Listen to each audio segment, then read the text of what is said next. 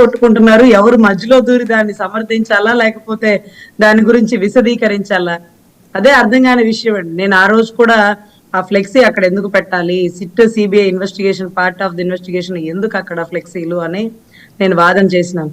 ఇంత గొడవలు జరుగుతాయి అని నేను ఊహించాను. కానీ వీళ్ళు రెడ్ కార్పెట్ వేసి జగన్ గారికి వెల్కమ్ పార్టీ ఇచ్చారు. సరే ఇక్కడ అసలు ఆయన అలా తిడతాడా ఈయన ఎలా తిడతాడా అని వీళ్ళిద్దరు ఎవరు నిర్ధారించుకోవడానికి ఇక న్యాయస్థానాలు వద్దా మీకు? అంటే మళ్ళీ మాట్లాడతారా, మళ్ళీ దాడి చేస్తాం అంటూ మాట్లాడిన వ్యక్తి ఎవరో తెలుసా సార్? గుంటూరు ఎమ్మెల్యే గారు. మళ్ళీ ఇదే మాట్లాడితే ఇలాగే దాడి చేస్తాం, మళ్ళీ ఇలాగే మాట్లాడితే చట్టరీత్యా చర్యలు తీసుకుంటాం అని చెప్పాలి. అంతేకాని ఆవిడ ఆధ్వర్యంలో జరుగుతున్నటువంటి దాడిని జడ్జి గారు విజువల్లో చూసి ఆశ్చర్యపోయారు. ఎప్పుడైనా కార్యకర్తలని ఉసుగొల్పుతారు, ఎమ్మెల్యేలు వెనకాలే ఉంటారు. అయ్యో మా కార్యకర్తలు తెలియక చేసేసినారండి, ఇప్పుడే నా దృష్టికి వచ్చింది, నేను ఖండిస్తున్నాను, మా కార్యకర్తలకు బీపీలు వచ్చినాయని గతంలో మనం వినున్నాం కదా. కానీ ఆ మాత్రం ఓర్పు కూడా లేకుండా మనమే ముందుకెళ్ళిపోయి, మనమే 10 అడుగులు ముందుకెళ్ళిపోయి, ఫర్ సపోజ్ ఇందాక సార్ చెప్పారు ఆ ఫ్లెక్సీ కట్టడం తప్పైతే కంప్లైంట్ ఇవ్వాలని. నేనేం చేసినాను, చక్కగా నల్లపాడు పిఎస్కి వెళ్ళి కంప్లైంట్ ఇచ్చాను, అది ఫ్లెక్సీ తప్పు సార్, అలా కొట్టుకు చూస్తున్నారు. మీరు కంప్లైంట్ ఇచ్చారా ముందుగానే దాని మీద?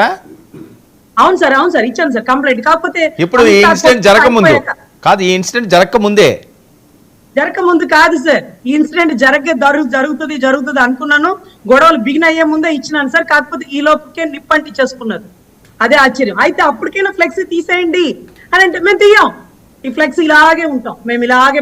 మీరు కూడా ఆ పేపర్ లో ఒక పాంప్లెట్ పెట్టుకోండి, సిట్ సిబిఐ ఇన్వెస్టిగేషన్ 4 పేజీలు పెట్టుకొని మీరు పంపించండి. పందికోవు 10 సార్లు వాడాం.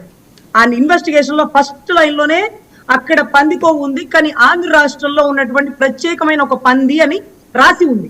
బహుశా అదేనా సార్? పెట్టండి, పార్ట్ ఆఫ్ ద ఇన్వెస్టిగేషన్ లో పెట్టి పేపర్ లో పెట్టండి. ఆ పదమే తప్పయ్యా స్వామి, దేశ విదేశాలు చూస్తున్నారు మనల్ని అంటే లేదు. మీరు రేపటి నుంచి అందరు ఎమ్మెల్యేలు ఎంపీలు మీరు ఏదైతే లడ్డు కల్తీ వివాదం గురించి మీరు మాట్లాడండి అంట. పాపం అందరికి చాలా మందికి చార్జ్ షీట్లు వాటికి సంబంధించిన పంపించేసినారట. కానీ ఎవరికి అంత అవగాహన లేకుండా దీంట్లో ఏ లైన్ ముందు చెప్పాలి, ఏ లైన్ చిరువా చెప్పాలి, ఈ వైష్ణవి డైరీ ఏంటి, ఏం మాట్లాడాలి, ఏ ముందు మాట్లాడాలి అర్థం కాక బట్టి కొట్టుకుని నోట్సులు రాస్తున్నారు. అంటే ఎవరి పని వారు చేయాలి, కుక్క పని కుక్క చేయాలి, గాడిద పని గాడి చేయాలి. సిట్ సిబిఐ తన పని తను చేస్తుంది. ఇన్వెస్టిగేషన్ లో జగన్ గారే ముద్దాయి, భారతీయ సిమెంట్ బదులు భారతీయ నెయ్యి తయారు చేస్తున్నారంటే ఎత్తి లోపలేసిద్ది సిట్ గాని సిబిఐ గాని.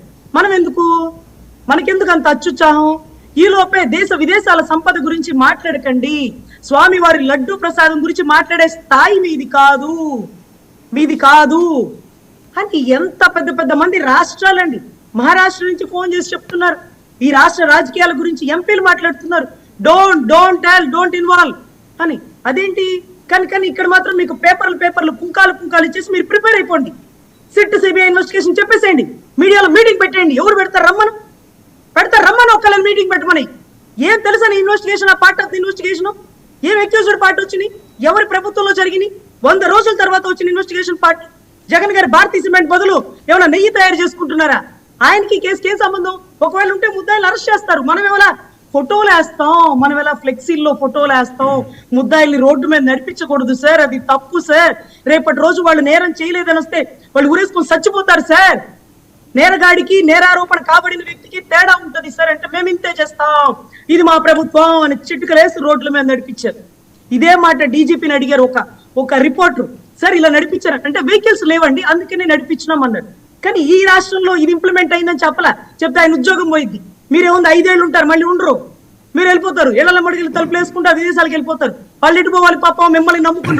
రజనీ గారు ఒక్క విషయం, రజనీ గారు ఎందుకు ఈ కులాలు డ్రైవ్ చేస్తున్నారు? ఎవరు ఇందులో సూత్రధారులు? అందుకే ఎందుకు వస్తున్నది కాపు కమ్మ రెడ్డి ఇవన్నీ ఈ అంశంలోని? సార్ కులము లేదని చెప్పకండి, కులం అన్ని చోట్ల ఉంటది, కులము లేని ప్రదేశమే లేదు. ఈ రోజు నేను మీకు నిన్న కూడా 2-3 ఛానల్స్ లో చెప్పేశాను సార్.